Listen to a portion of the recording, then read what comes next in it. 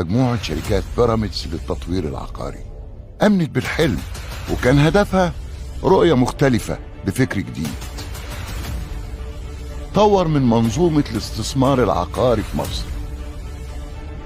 بيراميدز بتسابق الزمن. الرحلة كانت صعبة وكلها تحديات، لكن بالإصرار والعزيمة وسواعد الرجال قدرت بيراميدز تتجاوز كل العقبات ووفت بوعدها.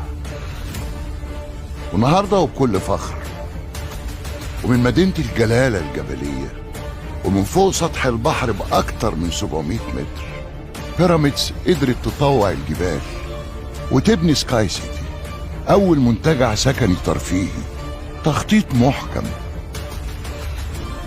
النهارده بيراميدز بتسلم المرحلة الرابعة في المشروع وبتوفي بوعدها. حلم كبير بيتحقق على أرض الواقع. بيراميدز للتطوير العقاري، حكاية ابتدت من سنين ولسه مكملين.